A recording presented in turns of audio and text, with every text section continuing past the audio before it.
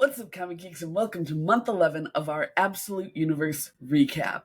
We have a whole lot to get through today, so let me just up top say make sure you stick around until the end of the video to find out not only who won our Absolute Batman #1 giveaway, but how to enter for our Absolute Wonder Woman #1 giveaway. Right. That's right. We have a whole lot to get through, like I said, so let's jump right in to Absolute Batman. Let's do it. So we have a fill-in artist this month. Clay Mann takes over art duties with Scott Snyder still drawing the book. And this is a pretty Bane-centric issue. We open with Alfred narration basically telling the story of Bane. He was born on an island called Santa Prisca, which was war-torn, and his father was a rebel leader. He was born amongst the fighting and would eventually take up arms with his father.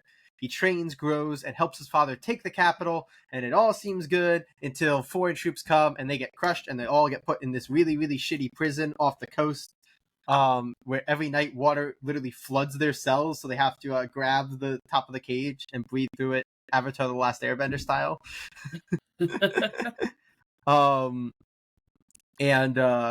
Basically, they are there for a very long time, 11 years actually, until Bane becomes even bigger Bane. And they are actually able to put together a takeover of this prison. They take over the prison, they storm the beach, get into these boats, and Bane's father gives him a mask made out of their flag, which is the origin of the Bane mask in this. Which is pretty sick. I like that a lot. I thought that was really rad. That's why I made sure to call that out. It was very cool. They arrive on the beach of Santa Prisca expecting soldiers, but finding only a man in white, who you might kind of remember as kind of this world's weird Joker. He makes an unheard offer to Bane as Bane's father watches, and then he actually just leaves, which has Bane's father all happy. He goes to hug his son, and Bane crushes his spine. You hate to see it. You really hate to see it. But what a good moment. Bane is just brutal. And I feel like Clay Mann's style actually really, really works for this Bane. Fully agree. Well. That finishes our little Bane origin recap, and Alfred then I guess we get a little bit more where he explains Bane taking out journalists and diplomats after that across the world, and we get kind of just snapshots of Bane's surgery procedure that gives him his venom, and we learn, importantly, that the venom doesn't just make him stronger, but also way, way smarter. He has entire methods of fighting and entire libraries of books stored in his brain, which is, a lot.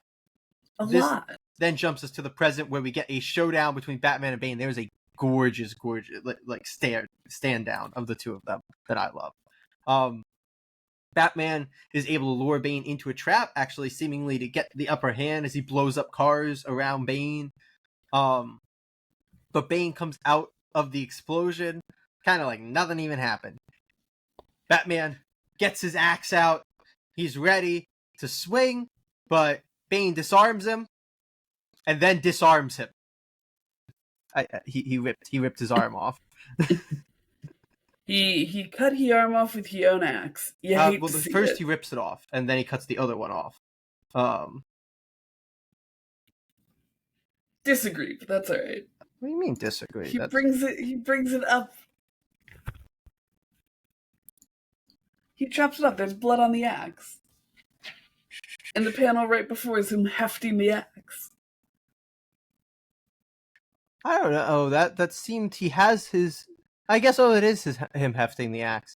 I guess so. That the big explosion of blood implied much more ripping to my brain than cutting. Especially with the one violent rip or very violent cut. It's a very violent cut, yeah. Followed by a second very violent cut. A second violent cut to the other arm. And then he starts bashing his face in with the axe head. That one they didn't want to show us as much of as the arms cut off, but it is very clear by the end of it. At the very least, Batman's eye is not where it's supposed to be, and that's not good. Distinctly nasty. Alfred then kind of speculates about what the Man in White said to Bane to get him on his side, but he's fairly confident some sort of promise to make Santa Prisca into a peaceful, thriving place. We see Batman undergoing a procedure similar to the one that Bane did, and Alfred name drops a couple other people who've gone through it. We hear KG Yeah. Beast and Deathstroke as procedure undergoers, but he mentions that nobody has survived the full procedure. But he thinks that Bane sees himself in Batman as potentially the next one to do it. We also then see that Bane has a wife and kids in a now thriving Santa Prisca that he visits every so often. And we flash to Gotham, where we see what I can only describe as Batbane. Yeah. I feel maybe Batbane. visual. Absolutely, I got the visual for you. Yeah, there you go. And then Alfred explains that Bruce has to choose that path to truly become like Bane, and the only way to do that is to break his friends. And we get an ominous shot of Edward Nygma, Oswald Cobblepot, and Harvey Dent with a Bane silhouette over them. Well, I think very importantly, and it's possible I have misread, the fight between Bane and Batman didn't happen. Like, that was Alfred narrating what he thought would happen, but then he says that's why he didn't go to your door, but instead went to theirs. So that was Alfred theorizing what would happen if Bane and Batman got into a fight. But Bane's too smart. He's not going after Bruce because he knows that, no matter what they do to Bruce's body, it won't matter because they already put him through all of that torture. So he's going after Bruce's friends. Wild. I did not actually. Now I feel the need to check this. But anyway. You check it while I talk about art in this book, because oh my god, is it phenomenal. Oh my god, yeah. Claremont fucking killed it. It was insane. Nick Dragata's art is so central to Absolute Batman, but I feel like especially in a kind of offshoot issue like this, the art change really was incredibly chosen. I'm sure that it's not because they couldn't have Nick Dragata do it. It felt like a very intentional choice of changing it up, giving us Bane's origin, giving us this issue that's not centered on Bruce. I would agree with you because of how well Claremont works. If we hadn't already had a filler artist at one point in this, I do think. But I'm not saying that I think it's because Nick Dragata couldn't do it. It felt like a very fortuitous thing. Yeah. I missed the you're still out there somewhere safe. I knew he said he didn't go to your door, but I guess it took that more as in terms of the mind breaking part. Oh, that's wild. Because they do seem to imply that they have, but he says safe out there, which makes the I don't know, I guess the shot before that where I thought that they had Batman captured there for that. Okay, anyway. I believe that what's going on is that because Alfred is monologuing over all of this, so it's what Alfred thinks would have happened. Yeah.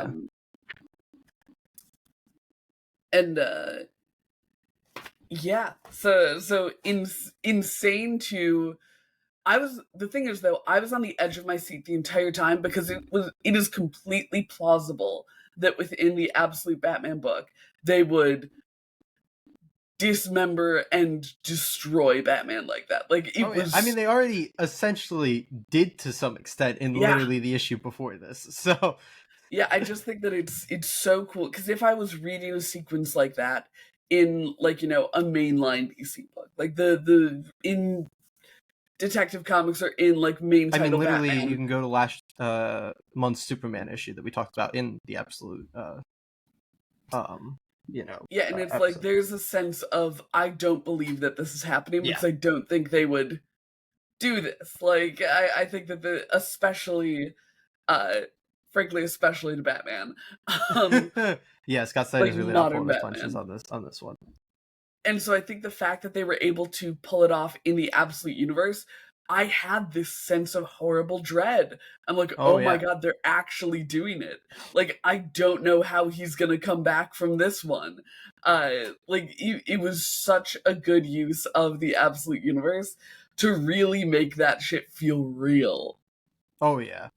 And credit to Claremont for making it feel just so visceral. Yeah. Truly. Truthfully. Truly disgusting.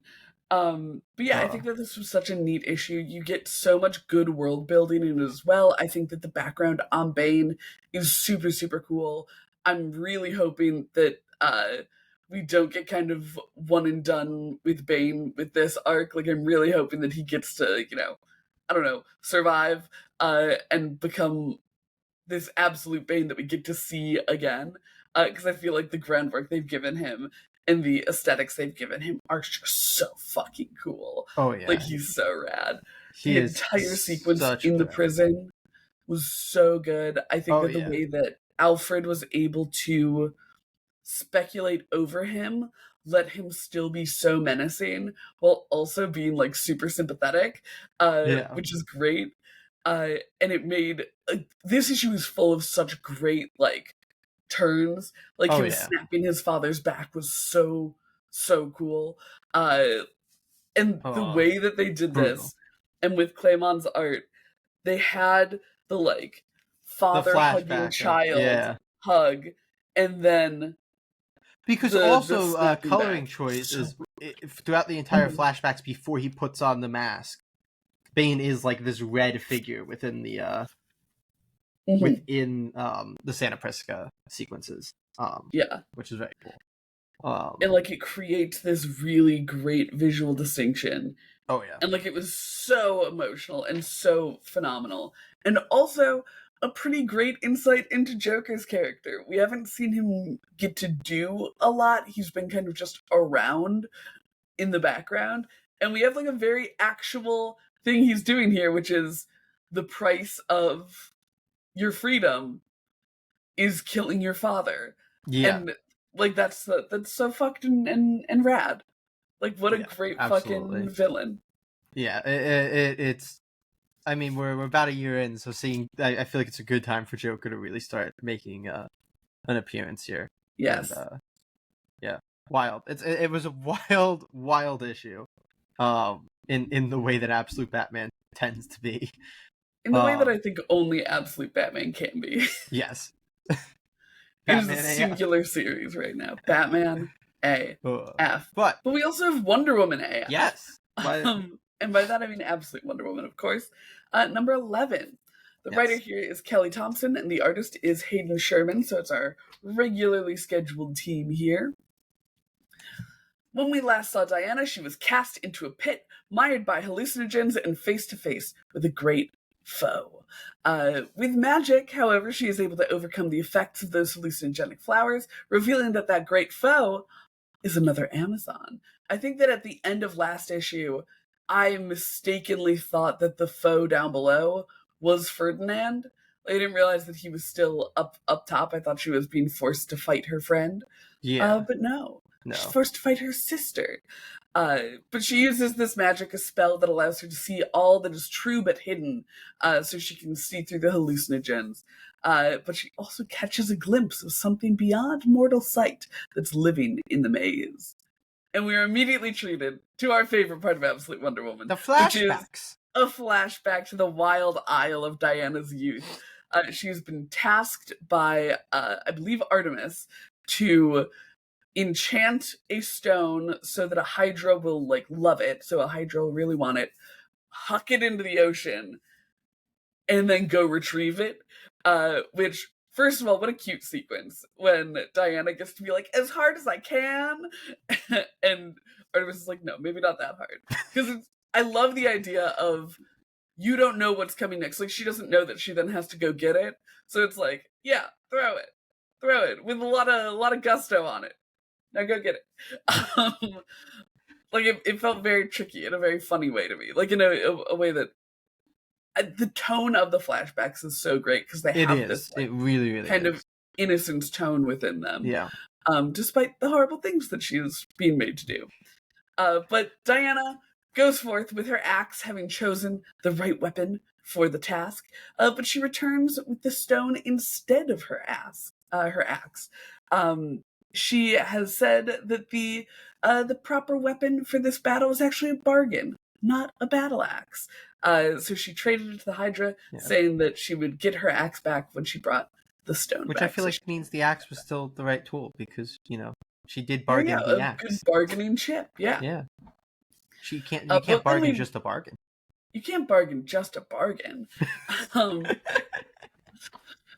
But back in the maze below Area 41, Diana is properly introduced to Io, the Amazon. Her body is tattooed with a map of the labyrinth, which is super fucking rad. And she has been trapped in here for decades, saving the victims that Clea casts into the pit and bringing them together into a community. They've been digging tunnels in an attempt to escape, but freedom has eluded them thus far. Diana, of course, will not let this stand, and she sets in motion a plan for her to kind of distract the false Amazon and save Ferdinand. And she also makes contact with that kind of hidden spirit in the maze. So she's dealing with that while Io sneaks all of the other prisoners out of the pit to the exit that Diana had created in the maze above, the one that we saw her throw the siren through, who, by the way, is doing fine. Steve and the other friends chuck her in a river, and she's ugly, but she's alive. Look, there's like a little 3-page sequence in there about it, and that's it. But Diana, in a real, I think, kind of sick superhero moment, just vertical leaps up out of the pit. I loved that moment. Yeah. And the fight begins. Diana is trying to be diplomatic, but Clea says no. And she says no by stabbing her in the stomach. Oops. Yep. Didn't want to bargain. Luckily, though, Diana wanted that weapon anyway. So it's good that it's impaled in her, because she pulls it out, she hucks it down the pit, and that is what the little wafy spirit thing down below needed to be complete, and it shoots back up into Diana's hand in the form of a sick, watery trident, which Poseidon, one would think? Yeah. Yeah? It's also that final splash is the most Aquaman Wonder Woman has ever looked. Yes, accurate. Because that was gonna be actually my next little pitch with it, is maybe this is how we start to get our absolute Aquaman. Yeah. Like, that is very Aquaman imagery. So I feel like, if unintentional, wild. So this absolute Wonder Woman has been a little iffy in one spot in particular for us, which I think that this issue also struggles with, which is that it'll have a pretty exciting end to the issue and then solve that problem immediately with no, like, excitement at the start of the next. Like, we had her down in the pit with these, like, hallucinogenic flowers fucking with her and this, like, towering foe. And then it's like, you know... Yeah, no, not really there's not really, like, a big fight or anything that's, like, gonna... And there's not even a struggle with the hallucinogenic flowers. She's just able to immediately she solves cast everything. a spell. She kind of knows how to deal with everything, which is, a little frustrating. I wish it was... I think it's something a lot of books do early on. Like, I think Absolute Batman did that for, like, the first arc, where it was like, oh, he's kind of just wrecking these Black Mask guys, Yeah. And then it's like, oh, that's such a good build up to then when he comes across Bane, and it's like, he can't do anything here, and we know how powerful. So that's like such a good build. Whereas Wonder Woman just keeps kind of riding into these bigger and bigger threats, and still, honestly, not even bigger and bigger. Like, I feel like these are kind of small potatoes after the Harbinger. That's fair. The Harbinger just, I guess, because it's like a completely like faceless, like that's like just typical superhero monster. It's like, yes, in theory it should be a bigger threat, but we know giant unnamed monster is rarely gonna have, or I guess it was named uncharacterized monster is gonna, be fairly easy to deal with. I'll tell you though, something in this I was so sure Io was gonna fucking betray her. I was so ready. There is this one shot where like one of them's like, oh, like, can you show me one of the tunnels that you dug? Because she thinks that could actually be the way out, and she's talking about how Io was so like selfless because she realizes that Io could have escaped through this one, but chose to stay for the people. And as she's talking about how selfless Io is, there is this shot with Io lingering behind her, and I am like, she is about to get clubbed in the back of the goddamn head. And it didn't happen. It didn't happen. And I think that would have been much more exciting. Like, one, it would have challenged Diana's idea that the Amazons, who she has like built up in her head to be these amazing people, are not actually. And it would have finally created a supporting character that didn't just love Diana and do whatever she said. And also, it would have, like, I don't know, been exciting. Yeah. Like, the fight. You mentioned the, like, what I thought you were going to when you mentioned the, like, cliffhanger thing, and you said, like, one of the big problems with the book. I thought you were going to mention the supporting characters, because I think that's been, like, one of our biggest issues with the book. That they are just kind of there, and they don't kind of conflict. They don't really have any distinctive personalities, which was less of an issue in this issue because they were barely in it. And we're in it at a very unfortunate time. Yes. You finish yours. And Io, I think, had a big opportunity to be a little bit more of a contrast to Diana that unfortunately wasn't fully followed up on. That being said, I think this issue is a very fun read. Agreed. It's got a really good pace to it. It has that flashback, as we talked about, was so good. Everything with young Diana is so good. And like there were just a lot of really like cool moments in this one. You mentioned the like big leap up, you know, of the tunnel hole. I call it shaft. So yeah, I enjoyed this issue, I think, a lot more than I have the last couple issues of Wonder Woman, but I still have my like lingering concerns about the way that the characters are being handled. So. Yeah, I think that's super fair. I think I was soured a little bit kind of immediately by her just, I just make a potion. It's like, okay. Yeah. But what about dealing with this problem that you have? No, that's fair. I think I also sometimes I give myself extra interest with like to me, I was extra interested throughout this issue because I was waiting for Io to betray her. Like I kept thinking that was gonna come, so I was like locked in, being like, okay, when is this happening? And it didn't. But that's okay, because maybe she'll do something cool with the Trident. Maybe she'll do something cool with the Trident. I wouldn't be shocked if, especially with some of the like weird remixing and stuff we're doing with characters in this, if Absolute Aquaman actually did just start out as a supporting character in Absolute Wonder Woman. And luckily, I mean, like, with that being like a major superhero, maybe that'll be another character who will actually be written to be like a contrast. Yeah, instead of just like another Diana is perfect. Let's do whatever Diana says. And I think it'd actually be kind of nice, because like I love how successful the Absolute Universe has been. Yeah, we don't need like, even more books. we have 6 mainline titles right now. If they want to include more familiar faces, I think including them in the titles that we already have is actually kind of a good idea. I agree. There's supposed to be a team book coming, unless that got like scrapped. But I know that he had mentioned that there was a team book coming, like early on when they were talking about, I think, like the second and third waves. So I don't know what's going on there if that's happening. I remember that being the case too, because I know that you made me do a guessing game about it, and I was very because he had mentioned that it was a team book, but it wasn't Justice League, and so I remember us like trying to figure out what it would be. Maybe he meant the Green Lantern book.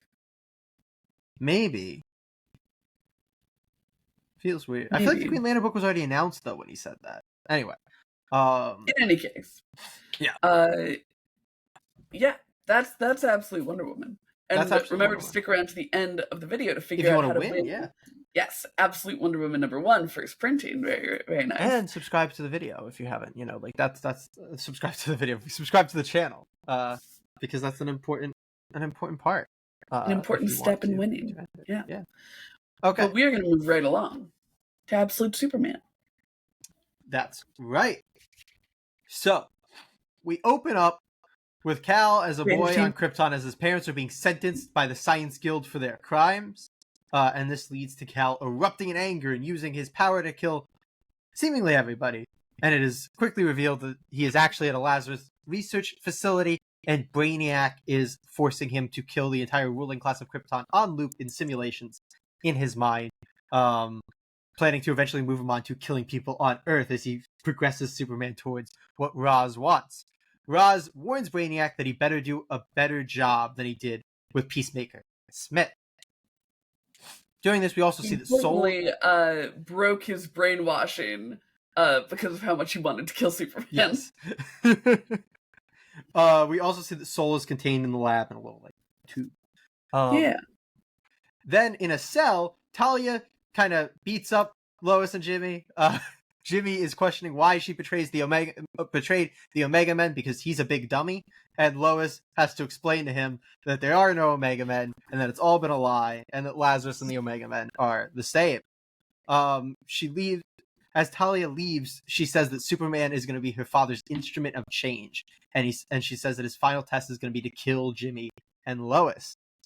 By day 5 of simulations, Superman seemingly wakes up, almost killing Brainiac, before sparing his life and offering the Brainiac underlings a chance to join him. But that's quickly revealed to be another simulation, and Brainiac is very mad with his little other Brainiacs that Superman is not progressing as wanted, and we start to see that Brainiac makes his underlings remove pieces of their body as punishment, which is awful, but I love it. And by day 12, we see that Superman has stalled in his simulations and is no longer progressing, and the Brainiac underlings actually say to Brainiac that they want liberty. Just 2 days later, on day 14, Brainiac has destroyed his underlings. Nobody said the man was mentally stable. He is not. The Brainiac origin issue showed that decidedly. But he forces Cal to watch as he chainsaws through them on loop because Brainiac is very unstable. Yeah. We then see General Lane arriving at the same base as he tricks the Peacemakers into letting him in before pulling guns from his prosthetic legs, which is just awesome. Rad as hell.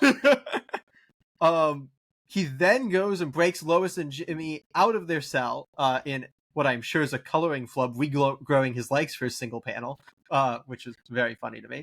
Oh, you're so right. There's flesh tone under there. Yeah. Which, like, I understand how it happens. I just thought it was incredibly funny that he gets his legs. You know what? I choose to believe that he's wearing Spanx. Could happen.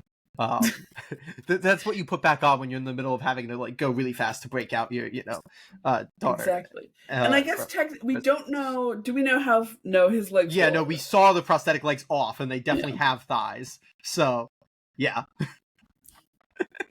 And it is also colored later where there is metal underneath those ribs. So, yeah, no, definitely a mistake. A very funny and not important one, but one that I felt the need to mention because I enjoyed it a lot. Superman, so meanwhile, is in a simulation where he's saving the Kents from Peacemakers. And he sees Roz making him an offer to save the planet. Actually, very similarly to the Joker offer from the Batman book. But Superman actually just rips out his heart. So, that's it's a mood. Back in the real world, General Lane tries to hold off the Peacemakers while Jimmy and Lois first take out Brainiac and then try to pull Superman out of the machine. However, he gets a blade through the head via Talia for his troubles. That's fairly fatal, I do believe. Yeah, generally. Yeah, generally. Not cool. Unfortunate. Superman then shares a seemingly nice moment with the Kents where they tell him that he should have been raised with them and that Lazarus took that from him. But as he wakes up, we get the continuation of what they're saying to him, and that ends with "get out there and kill them all." So maybe not as nice a moment. But Superman wakes up, he grabs Brainiac by the throat, threatening him before Soul breaks out and reforms around him, stating that it's going to get them out of there. And we see the entire base erupt in that sort of soul red supernova part thing. Of yeah. Which importantly, we also saw in a number of the simulations where Cal was killing a bunch of people. Yes. Yeah. Where he used sort of what I'll say is like his version of the modern Superman, like solar flare ability, seemingly. But yeah, a very intense issue of Absolute Superman, and is that our first like major death in the entire Absolute universe? I feel like Well, that was a general death, so You're right. not a You're major right. death. You're Yeah, right. yeah. Yeah, We that's had, I mean, Barry died. yeah, but like that was part of like I wouldn't I wouldn't say like why can't I think of Thomas Wayne. Thomas Wayne? Thank you. Yeah. I wouldn't say I mean, Thomas that's Wayne fair. is a major death. That's right. He's not even a Doctor Death. I knew that's. I was hoping that you were gonna resist that. I thought about it. I thought about resisting it and I chose not to. Much like Superman. Yeah, Maybe. We'll find out. Yeah, I thought that this was actually a really fun issue. I think that agreed. the constant dip into the simulation was actually really exciting. Because when I read the first one, I was like, I'm confused. I went like because I Yeah. was not going, and this is sometimes the problem when you're confused, you don't go forward enough. I just kept rereading, and I was like, this doesn't make any sense. There was no point in the timeline where they could have been on trial. Like that doesn't work based on the stuff that we've seen. I just And I was also very much like, come on, Jason Aaron. These crimes are like so I don't know, so heavy handed. oh yeah, But it was all simulation, so it was fine. So like I was really confused on the first ones.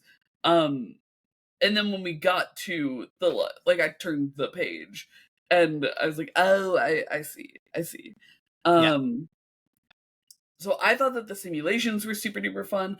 I agreed. thought that they did such a good job because we haven't had very sympathetic characterization of General Lane yet.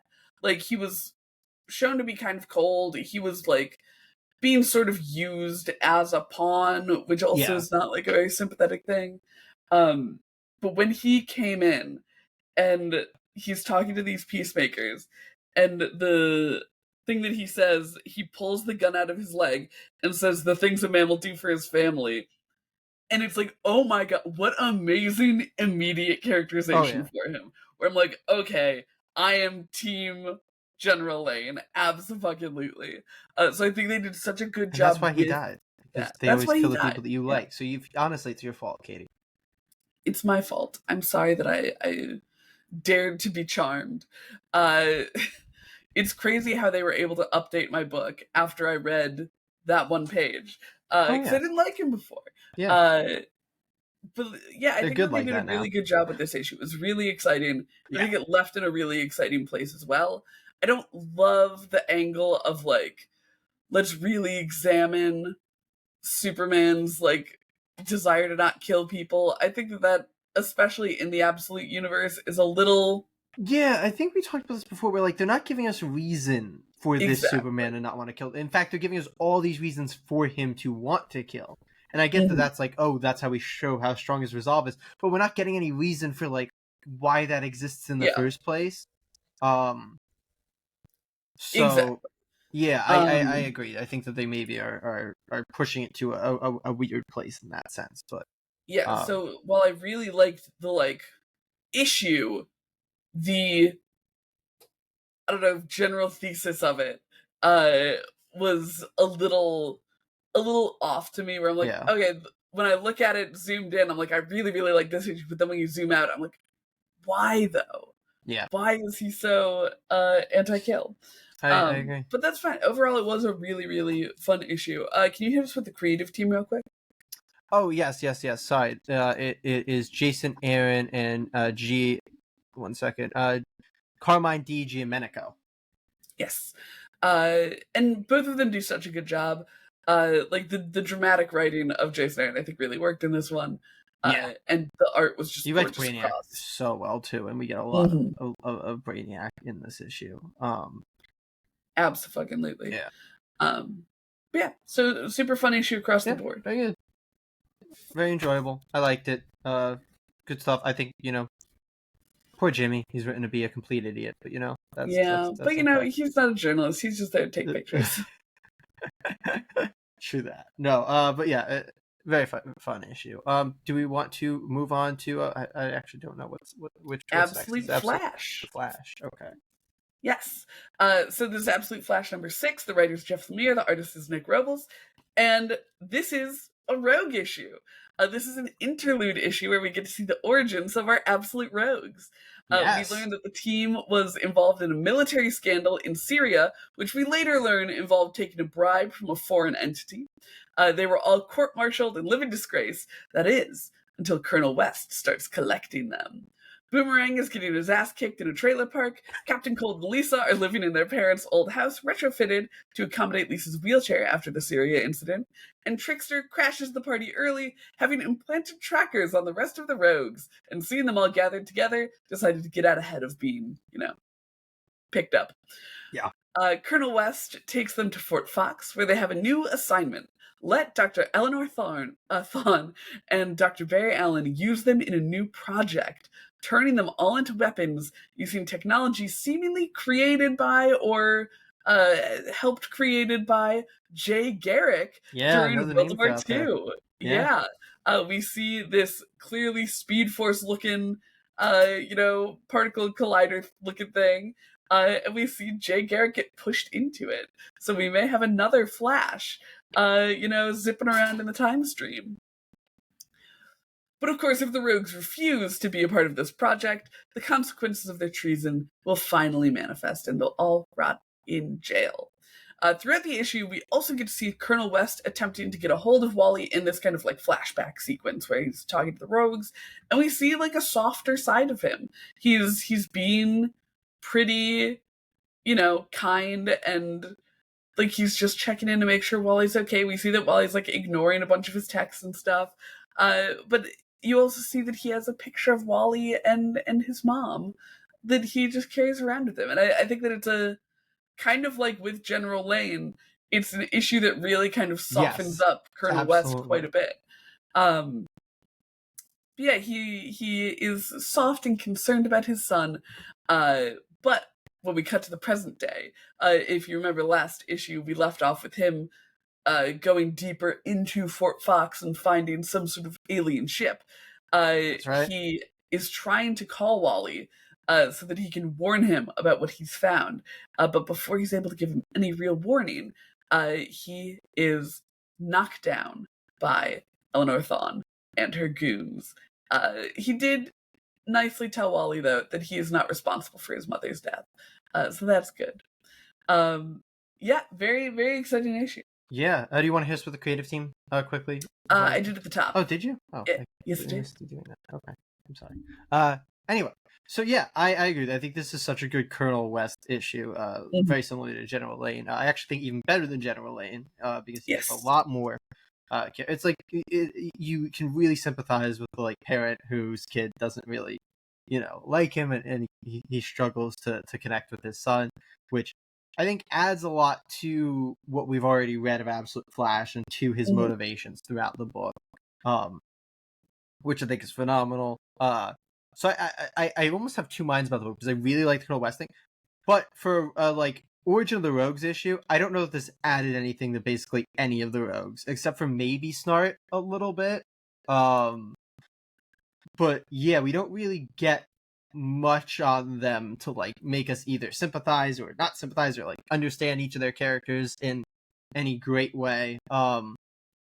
We know that they were on a mission where they kind of something went wrong and they did something illegal, and now they were all like discharged, and they're all kind of down on their luck, and their lives aren't that great anymore. But like that's much more like plot wise what's happened to them instead of I think some more character driven stuff.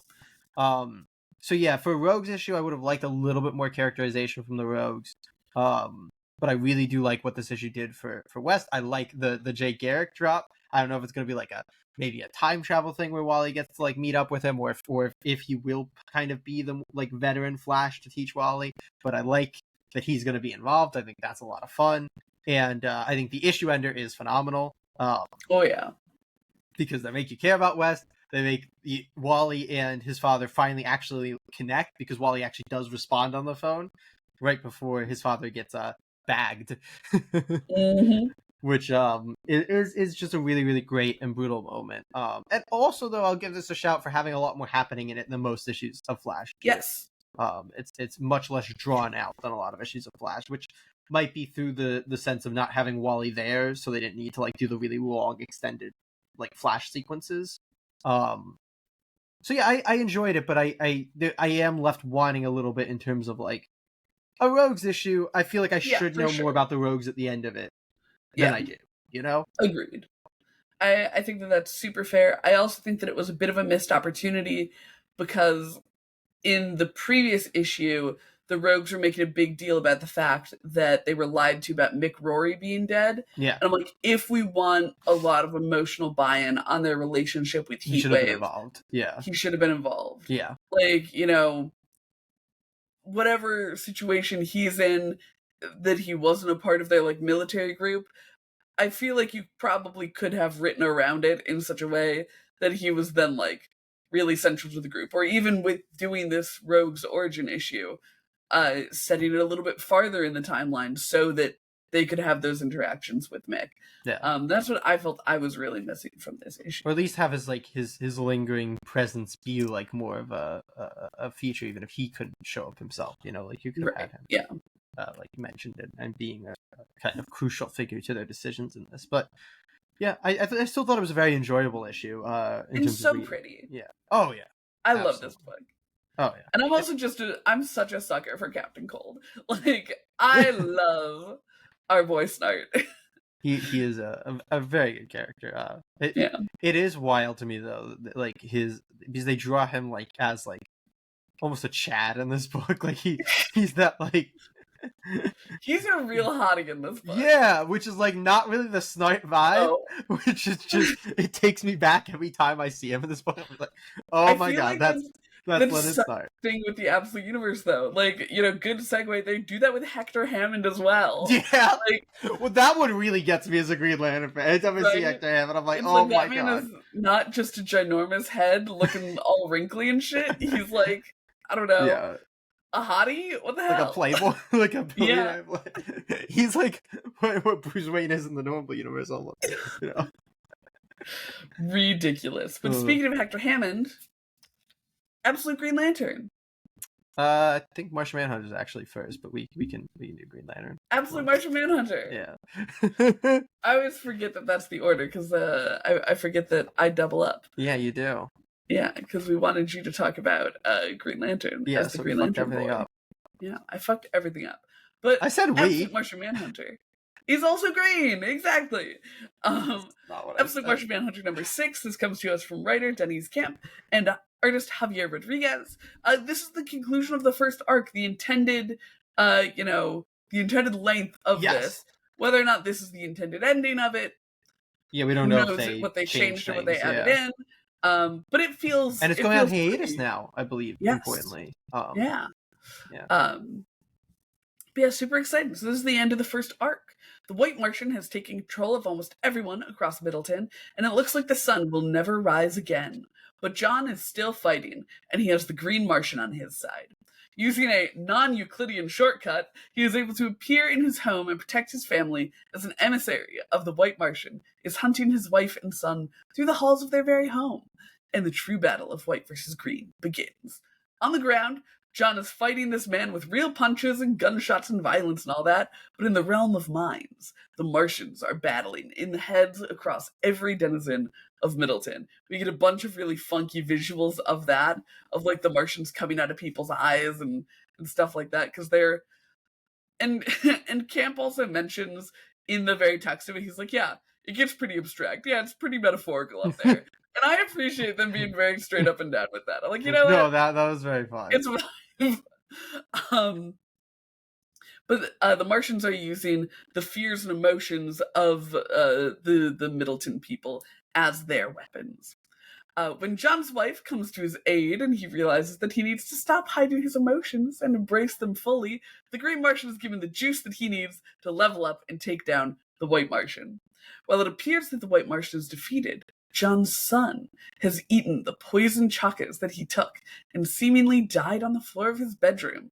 But when John and his wife go to check on him, he's absolutely fine. Ending with a gimmick just like the one in the first issue, when that last page is held up to the light, you can see that the White Martian lives on in John's son. So seemingly maybe the same way that the Green Martian saved John's life. I don't know if you can see it.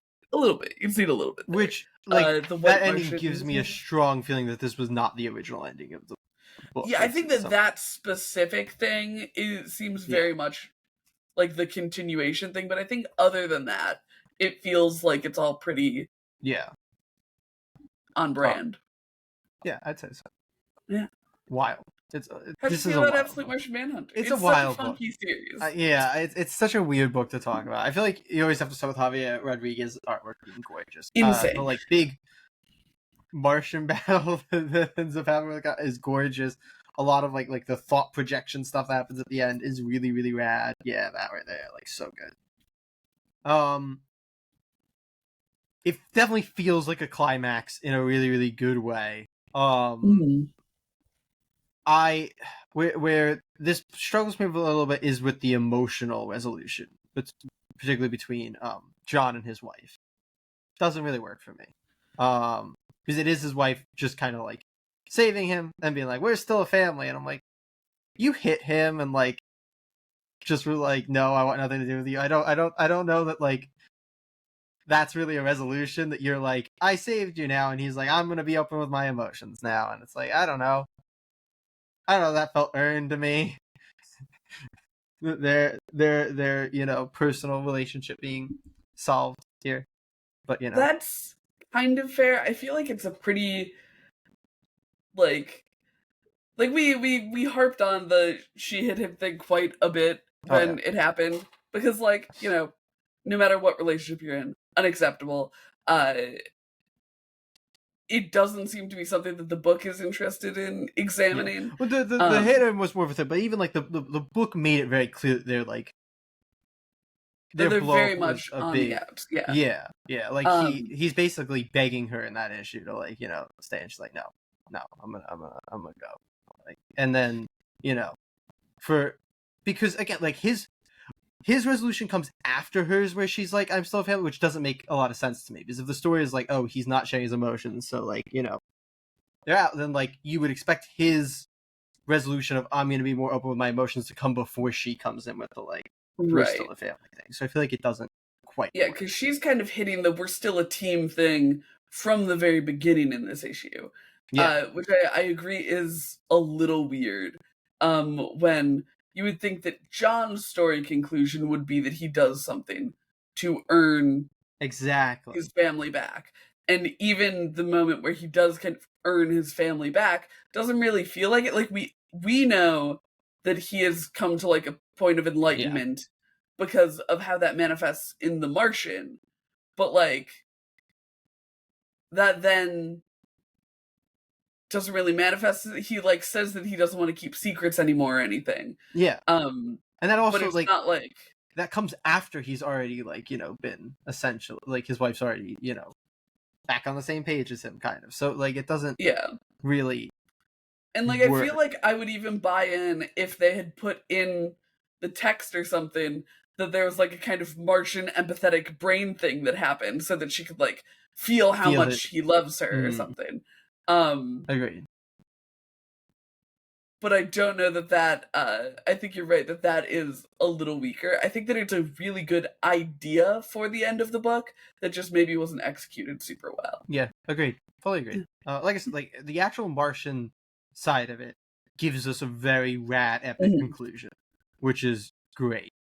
But his emotion, I think this is maybe where they actually lose out via it originally being a 6-issue thing and them not making a big change. Like I think this is something where it's like, oh, this maybe should have been a slower return to like his family. So that maybe if they had known from the beginning that they had a wider berth, they maybe could have done in a better way. It's also interesting that the conclusion of it, and maybe this is something that they did have something for, then kicked it down the line.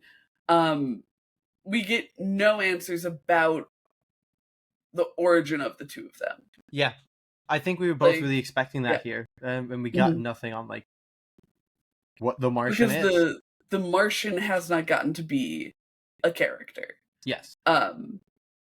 Which is a bummer. Because The Martian has some like really funky characterization that I quite enjoy, like especially with the way that Javier Rodriguez does his art. The Martian is like very expressive, Oh yeah, which I think is often so delightful. Like especially with his strange size. the little Um, Play-Doh man. Yeah, he's a you little know. Play-Doh man. Yeah. Yeah. Uh, so I do think that there were a lot of kind of missing pieces in this conclusion for sure. Um, Agreed. but it's still just such a beautiful looking Yeah. book. It's so And funky we'll and see fun what they to cook read. up, because I don't know how long it goes on hiatus, but I'm fairly certain they've said it's going on hiatus after issue 6 because they don't have any interest in doing Yeah, fill-in artists like the other books right. are doing. Uh, Which I think makes a lot of I sense. agree. Yeah. Um, Like, how are you going to task someone with that? you simply cannot. You simply It would cannot. be incredibly unfair. But yeah, now it is time. Now we're going from green to green. Yes. From Al the Green Ewing Martian to and the Green Janoy Lantern. Lindsay work on Green Lantern Absolute Green Lantern number 6. We open with Agent Chase. In case people don't remember from last, this is Joe's ex-wife. From the I did not the remember first that from last time. yeah, that we saw in the previous issue. She's a government agent who wants a more serious case to work on, but her boss, Agent Double, refuses to give it to her, stating that California, one of the cases she was pulled from, is too close to Evergreen.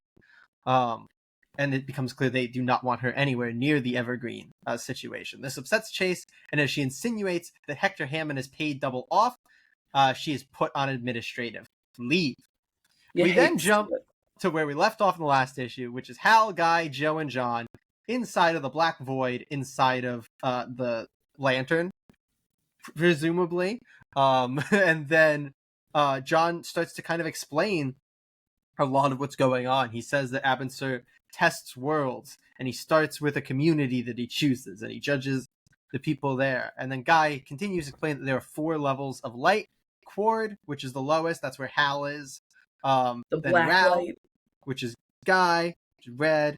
Then Sir, which is where Joe is, and green. And as should happen, we have John at the top in R. Hal is not pleased, stating that his head is telling him to act on every dark thought he has, so he does not understand how this could be some sort of positive light. But Guy assures him that every flame can be commanded. John then explains that while the Owens see the light in that order, some see it in the opposite direction, with Quard at the top. And this includes name drops for the Weaponeers and the Black Stars, very interestingly. So then we get John asking Joe how far off the Black Star world is, which is a Mogo drop. Wild. But not. I love this for you. I don't know what this is. You don't know Mogo the Living Planet? Oh, I might. Yeah, it's a planet Not who's a by Green name. Lantern. Wild. I did not remember his name. Yeah. Its name? I feel like it's not right because he is living. I don't know if he's. I think they call him he. I can't remember. Anyway, Joe is not pleased because she thinks something is wrong with Guy and John. She says that they seem to be brainwashed. And she states, in her defense, Guy is acting real weird. He's like so zenned out, which is so not Guy. But she offers Hal the chance to leave with her because she's gonna leave, and she asks him to take her hand, which he does, putting his black hand in hers, and she seems to like expel it off of him. We then jump to outside of the battery, where we see Hector Hammond studying it, and a black sludge starts to pour out of it as Joe flies out with Hal. Hector is initially very annoyed because the battery then disappears, leaving behind only this sludge. But then he says, which is very important, that Roz didn't get it either. And so he is happy that he has the data and the what he calls ooze to study. So he considers it a win. We then see John looking over the planet from above the moon, and he's stating that the world that is coming, Mogo, is getting closer every day. Very creepy. Very creepy. We then see Simon Baz for the first time, Wild that we pulled him in before Jessica here. But he is driving. He is driving as he gets a call from Chase asking him if he's working on the Evergreen case. And we learned they are actually partners, or at least they were partners before Chase was put on leave. Simon says that Chase is too emotionally involved with Evergreen because of her ex-wife, and Simon tells her that she should make a transfer. But Chase refuses, stating that there's nothing good going on at the East except for the weird shit in Gotham. Another little drop to the other Absolute books. And suddenly, Joe comes in with a drained Hal and asks if they can talk. Which, the most lesbian coded thing, just dropping in on your ex-wife with a problem in hand. I thought this is such a fun issue. I think that it did, the important thing to note, as always, is that I have very little Green Lantern context, whereas Jay has truly all the Green Lantern context. So we are coming at this book from just absolute polar opposite points of view. Yeah. I think that the twist on the different colored rings is super fun. I think that the way that they are presenting the information is really spooky in a really fun way. Where especially with John and Guy, they do sound brainwashed. They're spouting fucking nonsense. It's comic book nonsense. But if somebody came up to you and was like, yes, the Abin Sur is the judge of worlds and stuff, it's like, excuse me? The fuck are you talking about? So I think they're doing a really, really good job with the way that they're doing this absolute version of the Green Lanterns. And I think that it creates a really interesting kind of universe beyond, which is, I think, something that the Green Lantern book can do in the Absolute universe. Of all of the books, I'm not counting Martian Manhunter because it's such a weird take on him. We don't even fully know if it's actually alien or if it's more metaphorical alien, Yeah. It's definitely a real thing at this point. It's a real thing, but we don't know if it's a real thing that's actually extraterrestrial or if it's some sort of, I don't know, spiritual. We don't know. We know so little about what's going on. And obviously Superman came from Krypton, but he has a very terrestrial story happening. Yes. So it's nice that Green Lantern is I guess other than Brainiac is also there. I get, but it's not like Brainiac's bringing forces from outer space or anything. No, except for other versions of him. But she's building, Earth first, locally. Earth first. But it's rad to have the Green Lantern book made in Terra, kind of giving us this more cosmic look. Agreed. Yeah. No. And I think that the way that they divide out the light is super cool as well. It's Card is the lowest, and it's chaotic action.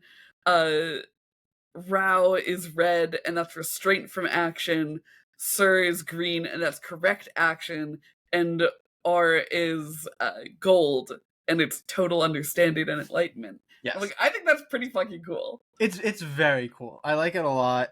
It's also I like the idea of, you're doing an Absolute book.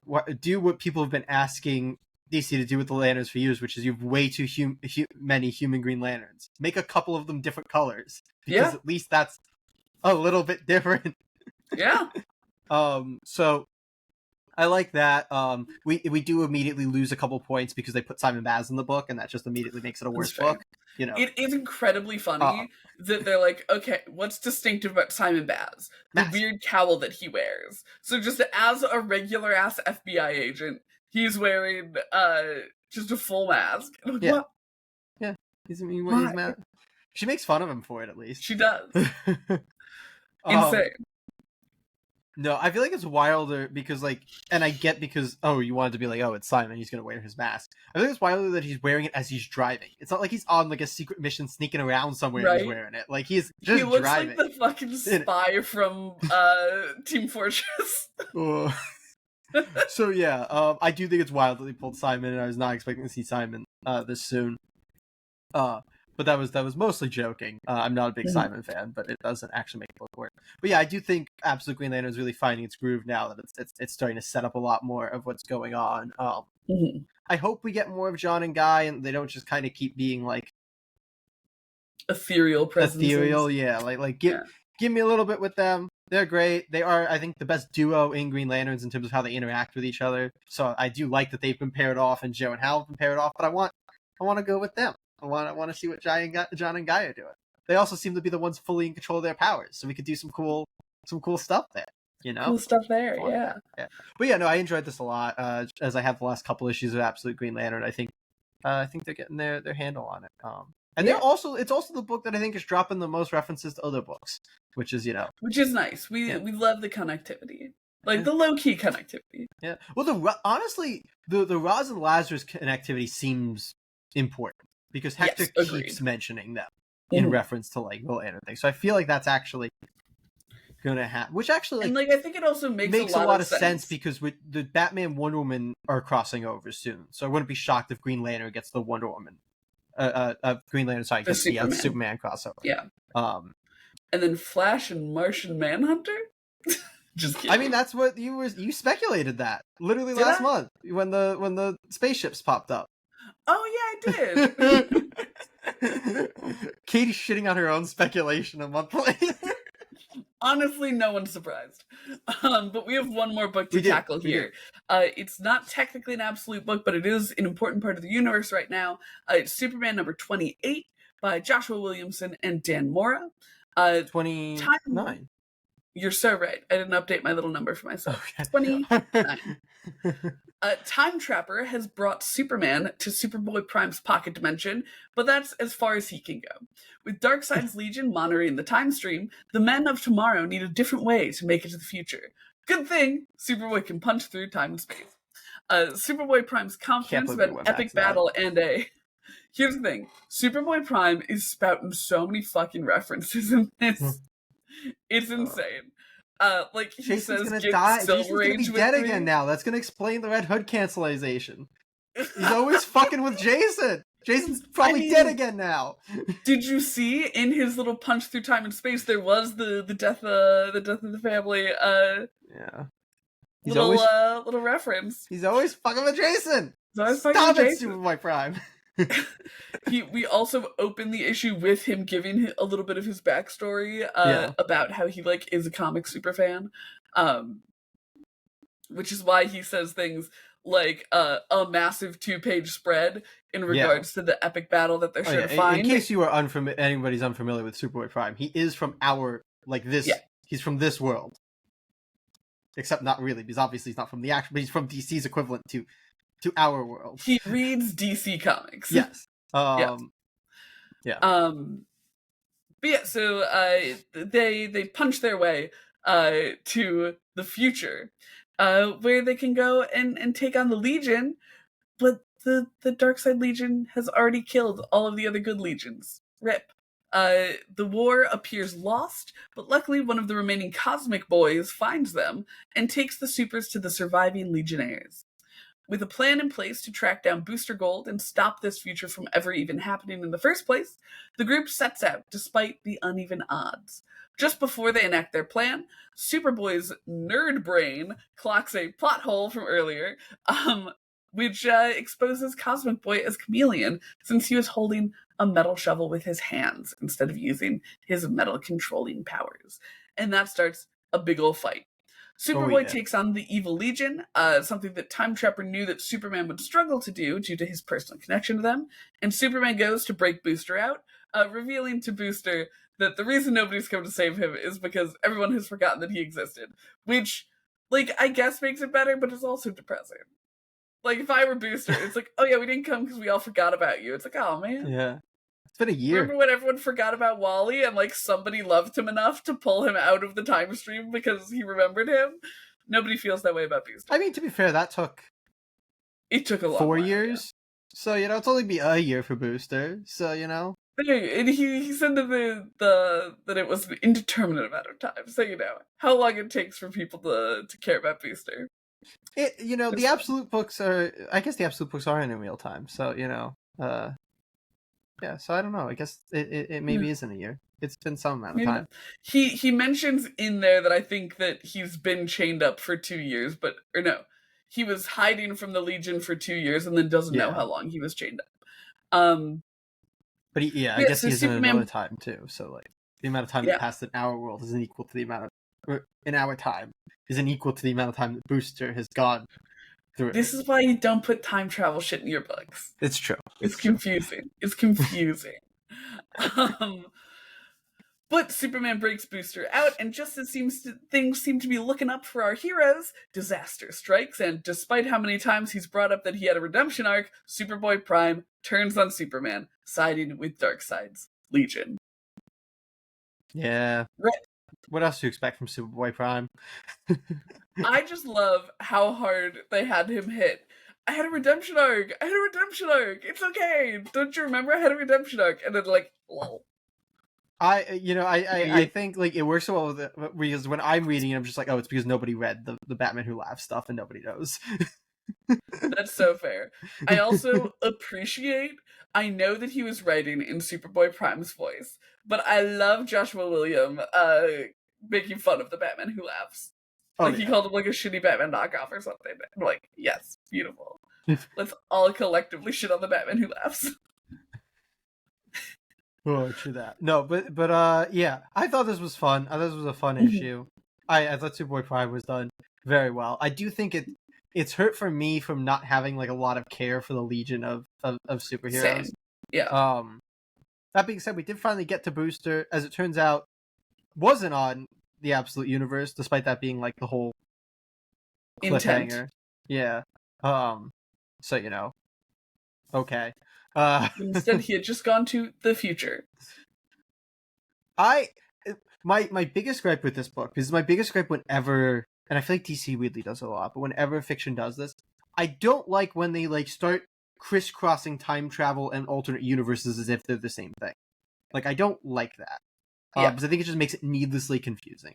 Like I don't like the whole, well, I thought I was on another planet, but I was actually in the future. Or, oh no, the future actually was another universe.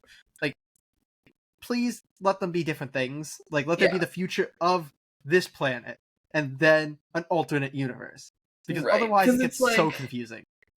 Because like just from a kind of editorial point of view, it's like, let your alternate universe be different than your alternate future. Yeah. And like and it becomes so hard to like track down like what exactly is like we get the thing of like, oh, there's a bunch of different legions from different timelines. I'm like, how? Like I don't understand how that works. It's very weird, and that's one of the reasons that I know that the Absolute Universe was always intended to, be brought back in. Yeah. But I really liked that for the first, 10 months or so, it was like, nope, we don't even care about that. And I really appreciate that we still don't care about it really from the Absolute side of things. Like, there's a little bit of it in Absolute Martian Manhunter, but other than that, we're still pretty insulated. And I think that I'm gonna have, like, a steep drop-off in interest once everybody starts finding things about these other... I have a feeling DCKO is gonna start blurring things, because that's like a Darkseid centric event, and why can't DCKO just be like a fun little romp? Why can't DCKO just be smashing action figures together? Because they decided that Darkseid's responsible, instead of like using some sort of stupid like Mixolydic type figure, to be like, oh, I want people to fight, or like Batmite. Speed of Batmite, make sure you check out our Batman Heirs tier list video. And if that doesn't make sense, it's because Katie's an unhinged individual. Agreed. But if it doesn't make sense, go tell us about how much you hate it there, because you can win the mystery bag for Batman number 1 blind bag. Yeah. But yeah, that's Superman. I'm a little disappointed with the amount of connection it has to the Absolute Universe. Yeah. Like, it feels like not really enough.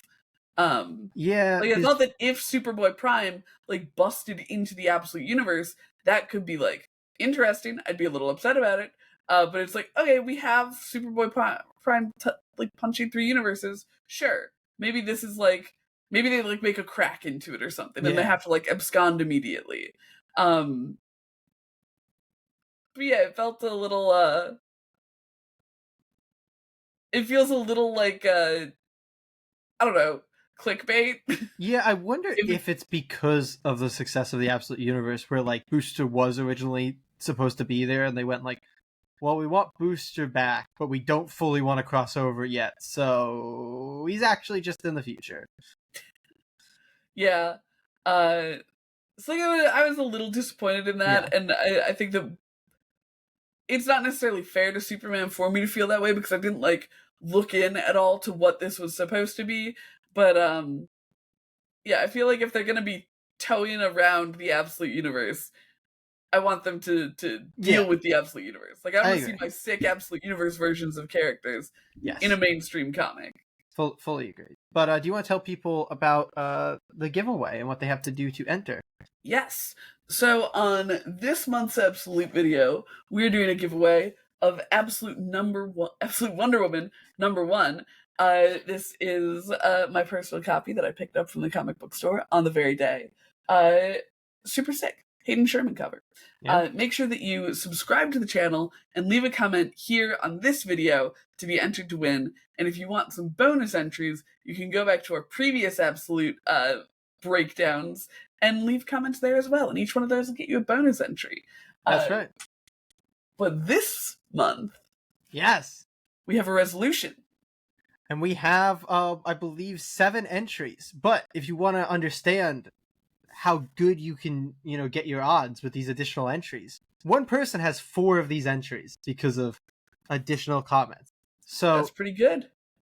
Honestly, you're being dumb if you're not going back and getting yourself additional entries. Though, probability is probability, so we'll see.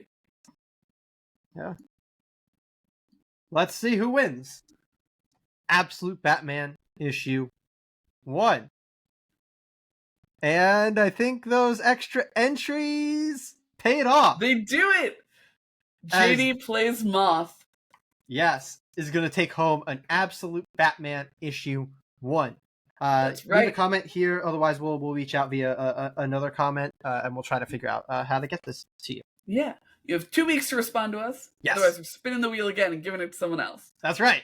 But yeah, subscribe to this video, subscribe to this channel if you want to enter all of our giveaways. It's the one, always constant requirement for our giveaways. And we're doing them quite often now. So really, you have so many chances. And like, look at that. Look at the amount of people on that wheel. It is a really, really good chance to get free comic books. That's right. Even free signed comic books. Just kidding. This one's mine. Even free signed comic books. There you go. You have a chance to get a copy of the Heart Piercer trade paperback if you watch our Heart Piercer interview with the creative team behind that book, Gavin Smith and Rich Dewick. So you should definitely check that out. Soon. Yeah. But that's I think that's all we've got for this month. So hopefully, let me put us back up here so they can see us. Hopefully, we'll see you next month. Comic Geeks.